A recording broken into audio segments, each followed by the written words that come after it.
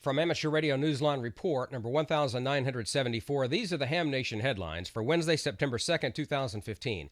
We begin in Washington State, where the largest wildfires in the state's history have left 3 dead, consumed more than 500,000 acres, and destroyed at least 200 homes. The fires surrounding the central Washington town of Twisp were considered among the hardest to contain. Amateur Radio Newsline's Kent Peterson, KC0DGY, spoke with Twisp Police Chief Paul Boudreau, KG7PTU, about how a collective of relatively new hams in the police department, working with hams in the community, has allowed residents to help one another by keeping those all-important channels of communications open. We are in a valley surrounded by the mountain ranges. We have 3 ways into the valley, and 2 of them have been blocked off.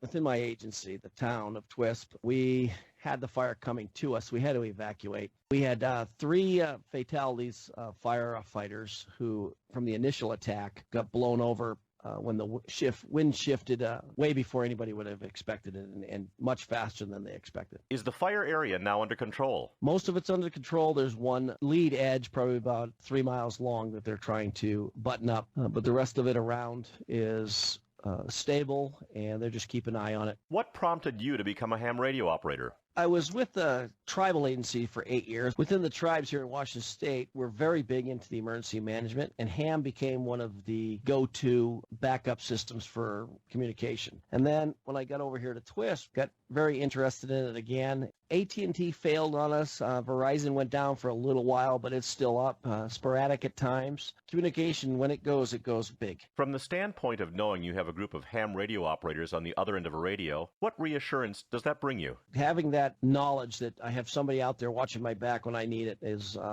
you can't ask for anything better. It's just golden. If you could advise other public safety officials about the value of ham radio, what would that be? I would tell them to find a local ham club, go and talk to them, start getting interested in it, start out learning how the system works. The reason why I made my guys go to ham is so that they would have the gear in their cars, they would learn to use it, enjoy it as a civilian, and then when we need it, they're already up on speed. They're not trying to learn how to run a... Chief Boudreau noted that the town's police department is now entirely made up of licensed ham radio operators. And hams are hitting the road in Boston to assist with 2 important public events for the benefit of that city's Dana-Farber Cancer Institute. The first event, the Jimmy Fund Marathon Walk, steps off Sunday, September 27th. The all-day trek along the 26-mile route follows the same path as the Boston Marathon, with hams providing administrative communications as well as emergency communications for medical tents and the sweep vehicles deployed to them. Hams are needed to operate on 2 meters and 440. To participate, send an email to Bob at wa1ida@arrl.net. And just a few weeks later, on Sunday, October 11th, the Boston Athletic Association's annual half marathon, which also raises funds for the Cancer Institute's Jimmy Fund, will set out along the Emerald Necklace in Boston. Amateur radio volunteers are needed to provide communications at medical and water stations until early afternoon. Registration can be done on the Athletic Association's website. For questions, contact Brett Smith, AB1RL, of the Boston Amateur Radio Club at ab1rl@brettcsmith.org. Registration for the International Lighthouse and Lightship Weekend can be described in one word: shining.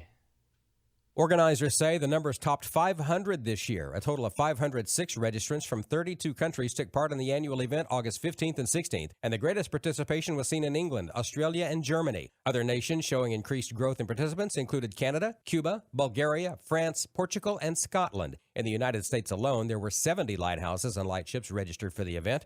13 sites were registered from Cuba, which has been normalizing its relations with the United States. Although the numbers were good, organizers said that 2014 was still the best year when 544 entrants signed up to operate.